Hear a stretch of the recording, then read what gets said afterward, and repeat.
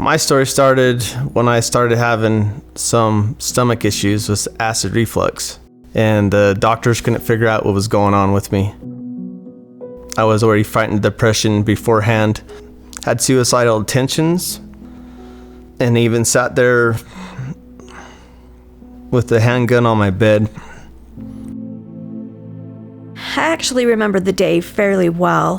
Carlos I think he came home late from work that day, but I just remember saying to him, "Your dinner's in the microwave, I started without you." And he really didn't say anything to me. I just had this gut instinct, and I asked Carlos point blank, I said, "Do you have any intentions on taking your life?" Becky actually seen there was something wrong with me, and I straight out said, "I've been asking the Lord to take my life for the last 3 weeks. I just want to be out of here. I'm just I feel like I'm in hell." I was so far gone. I was just done with life.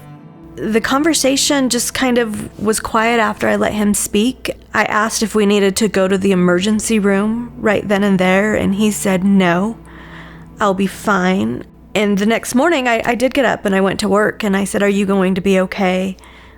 Do I need to stay home?" That morning was a tough morning. Hold on.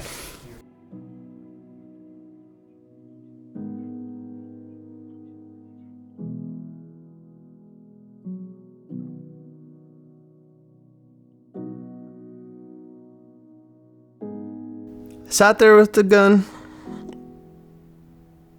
thinking to myself, why would she go to work after she asked me?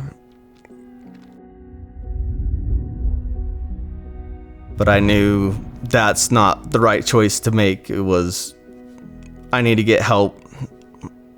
I can't leave Becky. And that's when I reached out and went to the hospital and tried to get help for myself.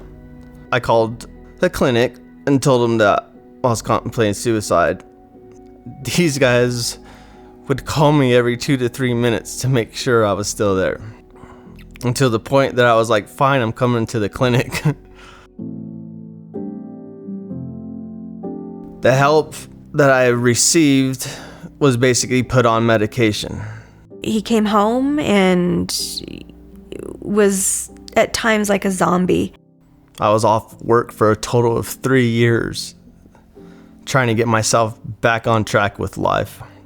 Thought to myself, these drugs are holding me back, so I finally asked them to take me off of them. And he started to come back to who he was prior, the person I met and fell in love with, once he started coming off of those medications and being on the right dose and the right medicines. And I remember how running saved his life.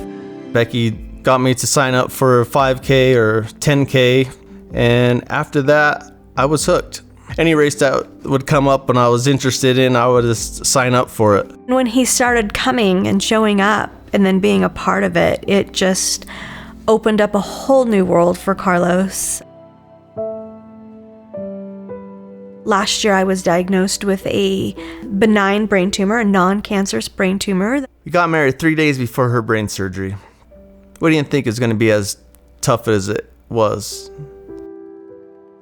We spent our honeymoon for 2 weeks in the hospital.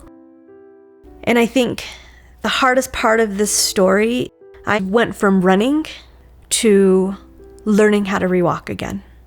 From a person that got me into running and always wanted to be active that I could never keep up with, to her not be able to walk, that was pretty hard.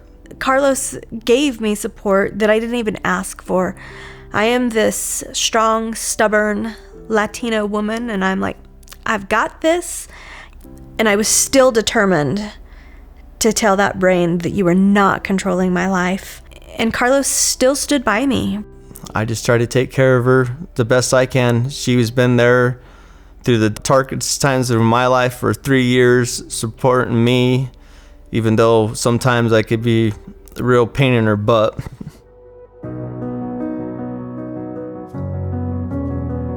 Often men don't talk about their depression. They don't talk about their anxiety because they're put on this pedestal. Too often it's a stigma in our communities. And I'm glad that he's opened up and that he's talking about it. And I've always said to him, you talking about it could save somebody's life. I don't know what the future is going to hold, but I know it's going to be good. I will train, but it is more so to say that I can do this, and anything you put your mind to, you can make happen.